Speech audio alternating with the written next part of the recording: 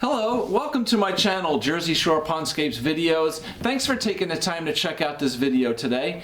My name is Chris, and I have been professionally building koi ponds and water gardens for over 25 years. And I've put together this whole YouTube channel basically to help you guys build, design, maintain, understand, and ultimately, I guess, enjoy your own pond at home. So a lot of my videos here are all based on things that I've learned over the years and experienced. I'm not sponsored by any company. I do all this, it's all me. So I have a ton of videos here, well over 100 videos at this point, and on all kinds of topics, related to the koi ponds and water gardens, and I hope that you can really find a lot of useful information here. One of my subscribers commented a while back that my videos are like taking an online class. So kind of cool, right? And I guess that's basically what I'm trying to do, right? I'm trying to teach. I'm trying to help you guys out. I'm trying to give you as much useful, common sense, everyday information as I can about ponds, what's good, what's not so good, and why, what I've learned. So hopefully all this stuff can really help you guys out. So if you're really into all the koi ponds and stuff, I really appreciate your support. If you subscribe to the channel, there is a ton of stuff here for you. And all these videos are broken down into different playlists to help you kind of navigate and find your way around a little bit easier. So, please take some time, take a look around. Hopefully you can find some things that'll really help you out. Today's video, we are talking about predators that can attack your pond. What are some different things that we may encounter in our backyards, and what can we do to deter them and to protect our ponds. So we're going to dive into all this today, and I realize that this video is on the internet. It goes out all over the world. The predators and stuff that I may be talking about here that are in my area here in the United States might not be the exact same predators that you have in Europe or in Asia, wherever you may be watching the video from. But I think that a lot of this information is still relevant to you, and while you might not have the same type of animal by you, you have something similar, right? So I think it can all help you out in general. So first off, we want to talk about large predatory birds such as herons and egrets. They are definitely one of the most common predators that we have around here. They're large birds that eat your fish. Okay, they typically will eat smaller fish. They're not going to go after big koi that are 12, 14, 18 inches.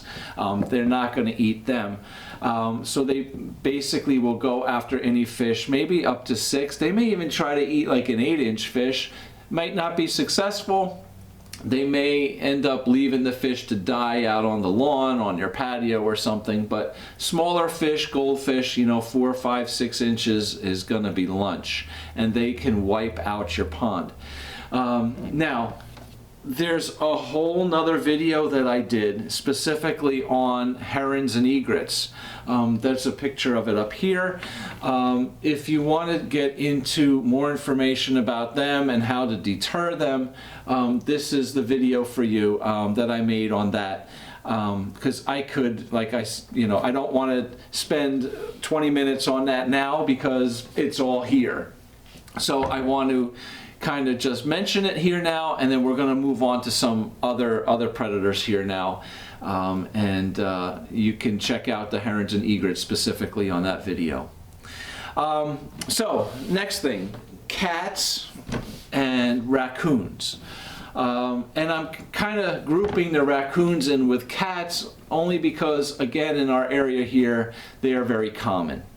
Now, cats and raccoons can eat some small fish as well, but neither of them are actually going to jump into your pond, swim around, and try to catch your fish. Okay, a cat or a raccoon is only going to sit on the sides, on the edge of the pond, and try to just reach in and grab something. Okay, if a fish swims right up to them, they can try to reach in and grab something. But they will not go swimming in your pond to catch your fish. All right, so while they can be an issue, typically they're not. I really haven't had very many issues with cats and raccoons. Now, something that we can do to help eliminate the possibility of these predators attacking your fish is simply to make the pond less accessible to them and giving your fish a place to retreat and hide from them, right? So making it less accessible to them. Maybe having plants and stuff around the pond that can help, deter them from standing right, next to the pond. Having slopes, deep sloping sides on your pond that go down, 3-4 feet will keep them from having a place to sit and stand in your pond. If you have shelves in your pond, if you have a low, a low area where it's only a foot deep or 8-10 inches deep, the animals can get in there, and they will get in that pond and be in the pond. Could make catching a fish a little bit easier. But if we can keep it so that the cat or the raccoon has to stand here on the side of the pond on the rocks, and your fish can retreat 3-4 feet down underwater. Maybe have a little, some people put, some rocks, a ledge, something that they can go under and hide under. That's good too. But basically having nice steep, slopes on the side of your pond, not allowing the predators to get into the water can help a lot too. The smaller your pond is, right, the easier it is for these animals to access and catch your fish, right? If you have a pond that's, 5 foot by 5 foot, well, the raccoon can get around it pretty quick and probably, get a couple fish. If your pond is, 15 by 15, well, if the raccoon's here and those fish can go all the way over there, he's going to have a hard time getting them. All right. So just some things to think about with that. Now, while I'm talking about cats and raccoons not diving into the water and swimming around and catching your fish, there are other animals that will. And they are primarily river otters and minks. Now, river otters and minks can be a huge problem. They will eat everything, bigger fish too. And I have a client that lives on a big body of water, and he had river otters come in and wipe them out a couple times. I can't tell you what he went through to try to deter these river otters. But the worst part about it is they would come in, take all the fish, they'd jump in the pond, swim around, catch the fish, come out of the pond and eat the fish on his patio. And they would leave the heads, the guts, the tails, the crap all over the patio. He covered his pond with wire. And it started off covering it with a net. They chewed through the net. He covered it all with wire and put cement blocks all around on the wire around the pond. They ended up digging a hole underneath the cement blocks, under the wire, coming up, in the pond and diving into the pond. Crazy.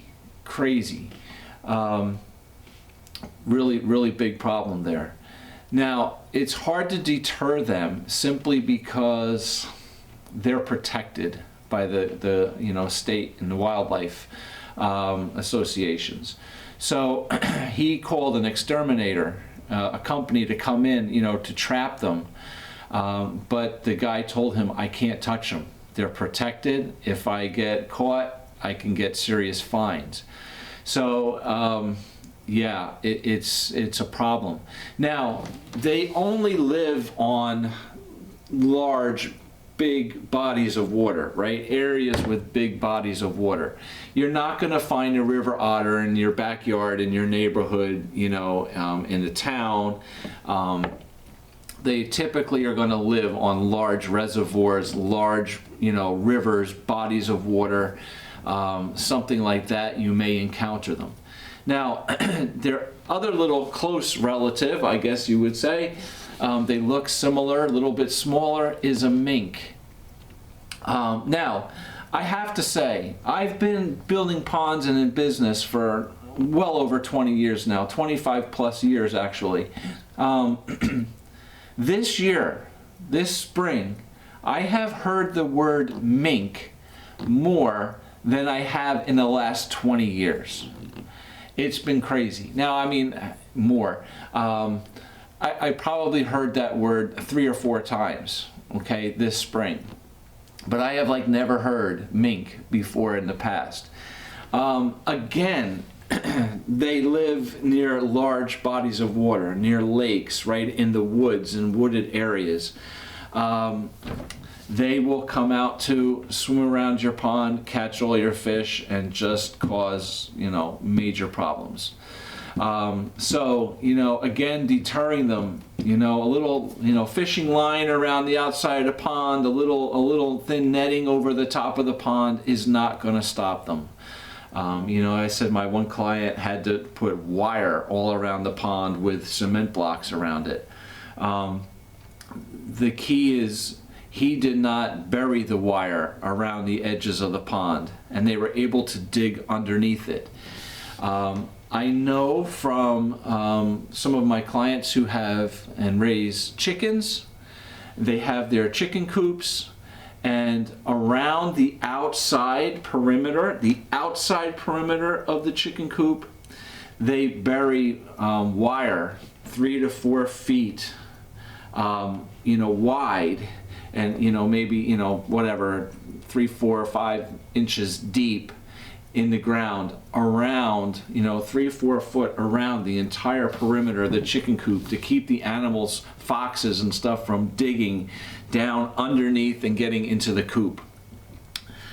Unfortunately, you know, for these otters and minks, I don't know what else to tell you to do to keep them out, you know, other than burying the wire so they can't dig in and get there. Unfortunately, they are a big problem. All right. From there, let's talk about another river, you know, lake living animal, and that is a muskrat. Not a big deal, not a big threat to your fish and stuff. I haven't had many issues with muskrats, other than one time where a muskrat actually came into the pond. Whether he, you know, chewed a hole in the liner or scratched a hole through the liner, and then proceeded to try to dig a burrow or a hole in the ground behind the liner, and all the mud and dirt, you know, came into the pond, and it was a big mess. But that was one time in like 20 years that I can remember having an issue with a muskrat in a pond. One of the bigger things now that I see coming into New Jersey, but up northern Jersey, up into the mountains into Pennsylvania, is the black bears. And I've read some articles about black bears coming into your pond, going into the pond, and not only eating all the fish, large koi, everything, but also tearing up the pond liners with their large claws. You know, they can get in, eat all your fish, tear apart your pond liner, knock over all your plants. I mean, they're big animals, right? So they definitely can do a lot of damage. Now, how to deter the bears? You know, you got to call professionals, all right? You know, you got to call the state, you got to call your wildlife, you know, State Wildlife Commission, and you know, report the problem and have them come and take care of it. There's nothing you're going to do. in the backyard. And I'm not going to say to everybody you have to shoot and kill everything that comes in your backyard either. Okay, that's your own decision. But my best reference is to call the state wildlife commissions, okay, and have them take care of the problem. From there, some more common things, okay. Predatory birds, hawks, ospreys, eagles, crows, ravens. Yeah, they are a threat, but not major, not a big threat. I have actually had people tell me that they've had a hawk come and take fish out of their pond. I have another client that has a large koi pond where a beautiful big red-tailed hawk every day flies down to his pond. He had a plant, he had a big pot in the pond that he had a plant in that it wasn't annual. It died off over the winter, and then the next spring he did not take the pot out and replant something in it. He left the pot there in the pond, and it's 4, 5, 6 inches underwater. And the reason why he didn't replant anything in there is because this hawk comes down just about every day, flies, lands down next to the pond, walks on over, jumps into the pond on top of that pot, ruffles his feathers and takes a bath. And then he comes out off of the pot. I wish I had a video of this because I've seen him. Comes back out off the pot, sits on the rocks on the side of the pond, preens his feathers, cleans his feathers, shakes off the whole bit. He spends 15 minutes, 20 minutes there sometimes. And then he flies off. He does not touch the fish at all. Doesn't go after the fish, is never threatened it. My client watches him, sees him there all the time, and he never hurts the fish at all. Just flies in, jumps on the pot in the pond, takes a bath, comes out on the rocks, cleans his feathers, and flies away. It's pretty cool. It's pretty cool. Ospreys are basically what they call fish eagles. They're large predatory birds that eat fish, live again around large waterways. They typically are not, I have never had issues with them coming in and taking fish out of a garden pond.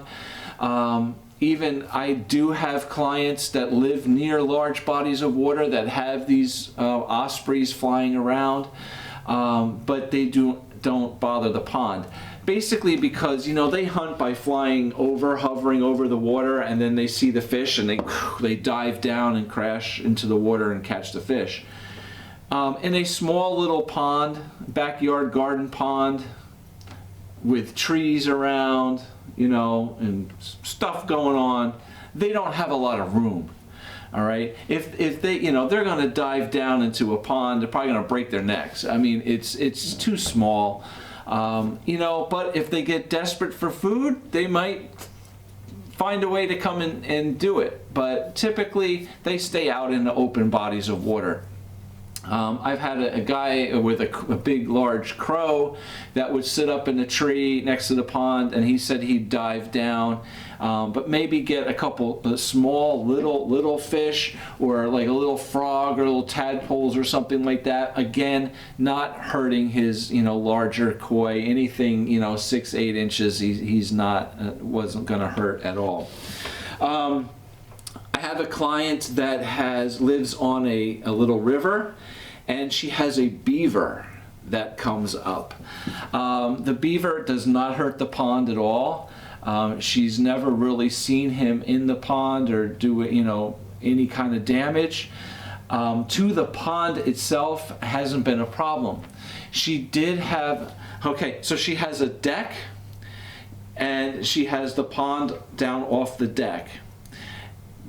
Next to the deck, she had a row of arborvitaes, evergreens, and the beaver came up and chewed off all the evergreens, all the arborvitaes, and drug them all down into the river. So Didn't hurt the pond, doesn't hurt the fish, but cut down all her evergreen hedges that she had, you know, along her deck and took them all away. So, yeah, you know, pretty cool. I mean, something different. I mean, I say it's pretty cool. I don't think she thinks that, but I think that was pretty funny. But yeah, not an issue with the pond. Now, in the southern states here, in the United States, the southern states, we have alligators, we have crocodiles. And although koi ponds probably are not quite as popular in some of the hot states like Florida and stuff, because I think the fish would simply just boil in the water. It's too hot. But in some of our southern states, there are alligators and some crocodiles that can absolutely get into your pond and eat all those fish. You know, and again, you know, how are you going to deter them? You got to call the state wildlife commissions, you know, to come and trap these things and capture these things and remove them, because there's nothing you're going to do to keep a 10-foot alligator out of your pond, right? And unfortunately, it probably wouldn't take him very long to eat all your fish and really cause some damage in the pond. So, yeah, that's going to be tough. Other little common things, real quickly, I just want to get into stuff like turtles, right? Snapping turtles, bullfrogs, large bullfrogs, and snakes, right? All live around your pond. These are all things that can be attracted to the water of your pond. Snapping turtles are nasty. They are nasty creatures, all right? Do not get close to them. Do not put your hands, do not try to pick them up. If they bite you, you are in serious trouble, okay? They are big. Some snapping turtles are huge. I mean, they're big as like a garbage pail lid, okay? They have a mouth, it's like a beak on them that is rock hard and extremely strong, all right? They will bust up, break your fingers. They will snap bones. They are relentless. They will not let go either. Okay, if they're threatened and they bite you, you are in serious trouble. All right, so be really careful with dealing with snapping turtles. Now, they will go after small fish. Okay, they, you know, will chase them around and try to capture some fish in your pond. Smaller turtles, you know, it's like a smaller little garden turtle, a box turtle, a red ear slider and stuff, not going to cause very much damage in your pond. Probably more so, I mean, maybe eating some small fish if they can catch small little fish. That's a possibility, but they'll probably do more damage to your plants, chewing on your plants, you know, just ripping them apart into pieces. They will probably do more damage like that. Bullfrogs, okay, bullfrogs, everybody loves frogs around the pond, well, most people do. They love hearing the frogs. Bullfrogs can get big, okay. I know a lot of people, you know, buy tadpoles to put in their pond, and then they turn into frogs. So bullfrogs can get rather large. I've actually seen a bullfrog eating a small bird. So they can, you know, eat smaller fish if they can get a hold of them. Snakes are another predator. Generally not so much after your fish as they are rodents and other things like that. But, you know, if the opportunity arises and they can grab a small fish, they probably will. But most snakes, like garden snakes and stuff, garter snakes around here, some milk snakes, not really fish eaters, but they will live around your pond. But not a huge problem, you know, to worry about if you have a small snake around your pond.